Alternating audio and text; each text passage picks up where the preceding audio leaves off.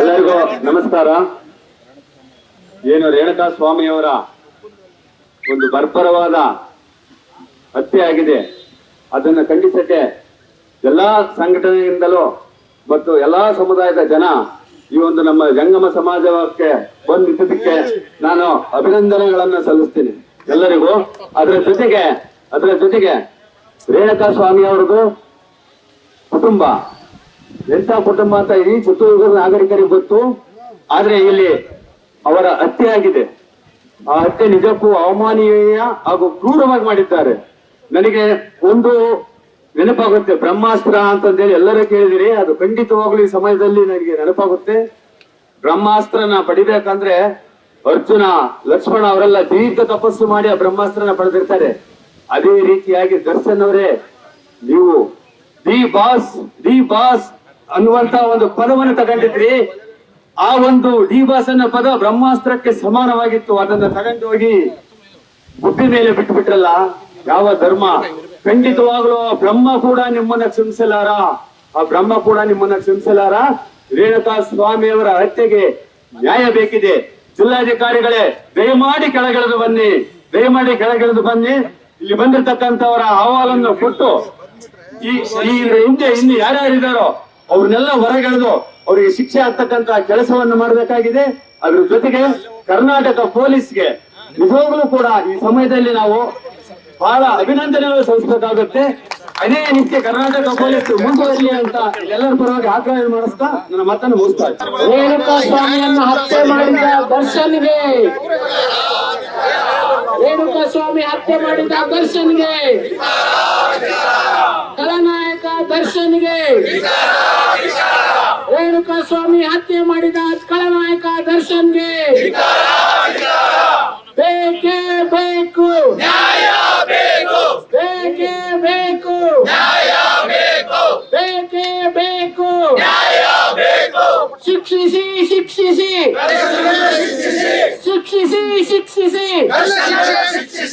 ಏರಿಸಿ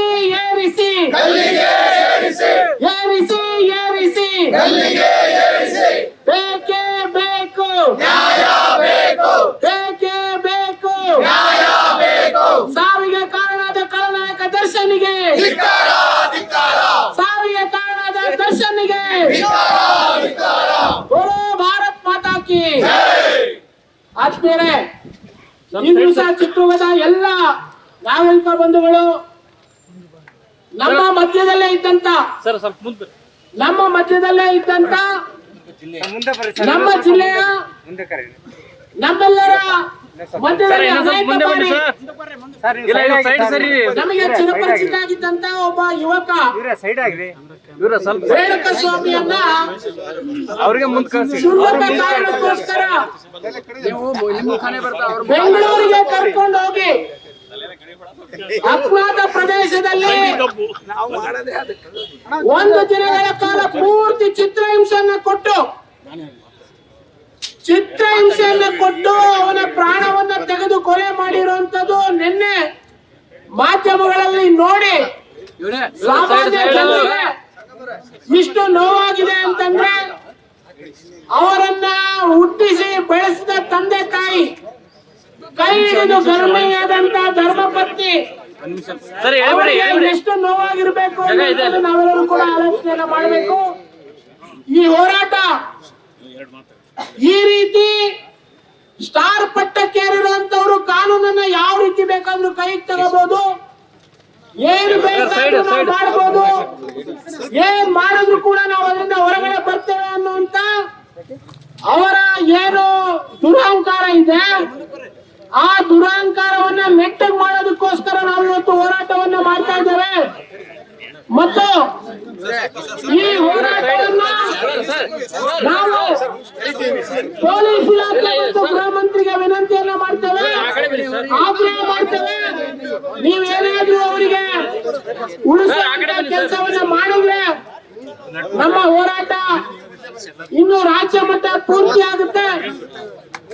ನಾನು ಮುಖ್ಯಮಂತ್ರಿಗಳಿಗೆ, ಗೃಹ ಮಂತ್ರಿಗಳಿಗೆ, ನಮ್ಮ ಎಲ್ಲ ಚಿತ್ರದುರ್ಗದ ಮಹಾಜನತೆ ಬಗ್ಗೆ ಆಗ್ರಹವನ್ನು ಮಾಡ್ತಾ ಇದ್ದೇನೆ.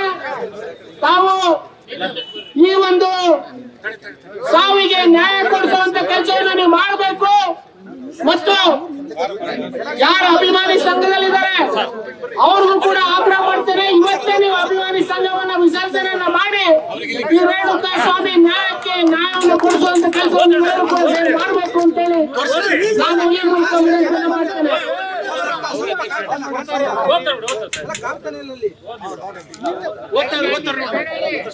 ಸ್ವಲ್ಪ ಕರ್ನಾಟಕ ರಾಜ್ಯ ಸರ್ಕಾರಕ್ಕೆ ಸ್ವಲ್ಪ ಮನವಿ.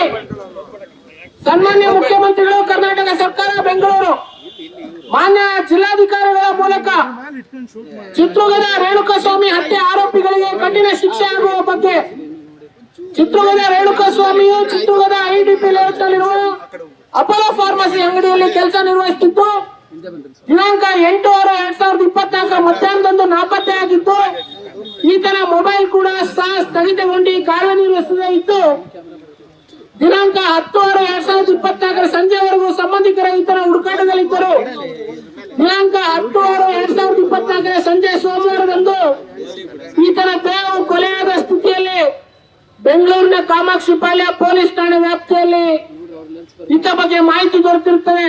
ನಂತರ ದಿನಾಂಕ 11/6/2024 ಮಂಗಳವಾರ ಬೆಳಗ್ಗೆ ಈತನ ತಂದೆ ಮತ್ತು ತಾಯಿ ಸಂಬಂಧಿಕರಿಗೆ ಬೆಂಗಳೂರಿಗೆ ತೆರಳಿ ಮೃತದೇಹ ತಮ್ಮ ಮಗನಿಂದ ರೇಣುಕಾ ಸ್ವಾಮಿ ಎಂದು ಗುರುತಿಸುತ್ತಾರೆ.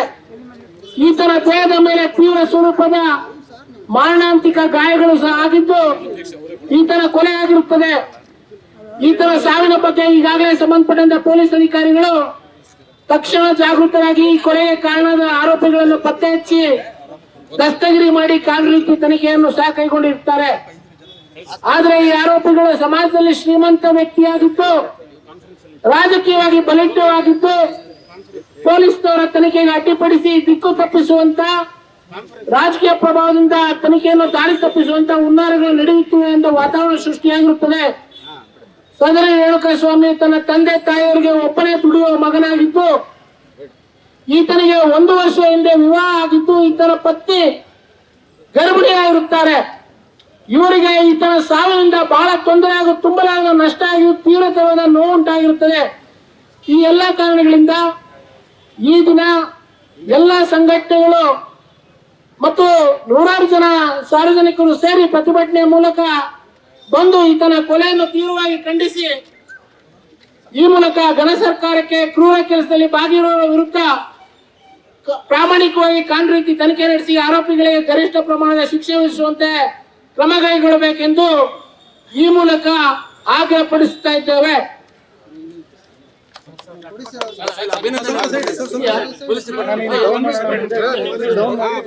ರಾಜ್ಯ ಪೊಲೀಸ್ ಇಲಾಖೆ ತೀವ್ರತರವಾಗಿ ಕೈಗೊಂಡಿದ್ದು ಸದರಿ ಪ್ರಕರಣವನ್ನು ಬೇಕಿಸಿರುವುದರಿಂದ ಪೊಲೀಸ್ ಇಲಾಖೆಗೆ ಅಭಿನಂದನೆಗಳನ್ನು ಸಲ್ಲಿಸುತ್ತಿದ್ದೇವೆ ಹಾಗೂ ಯಾವುದೇ ಒತ್ತಡಕ್ಕೆ ಒಳಗಾದ ಮುಂದಿನ ಕ್ರಮಗಳನ್ನು ಕೈಗೊಳ್ಳುತ್ತೇವೆ.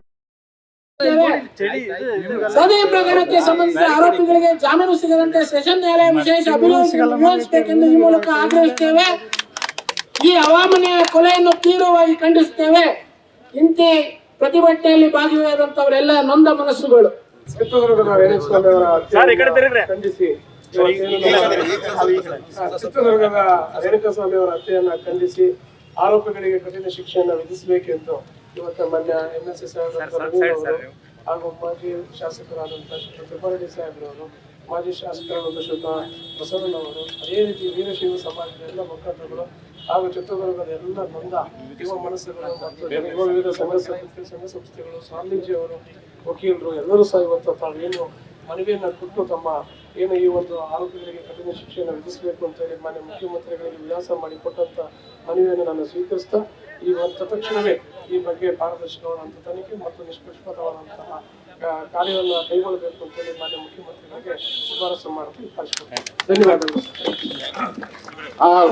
ಈ ಒಂದು ಪ್ರತಿಭಟನೆಯಲ್ಲಿ ಹಲವಾರು ಬರ ಒಂದು ಕರೆ ಕೊಟ್ಟಿದ್ದಕ್ಕಾಗಿ ಹಲವಾರು ಸಂಘ ಸಂಸ್ಥೆಗಳು ಭಾಗಿಯಾಗಿದ್ದಾರೆ.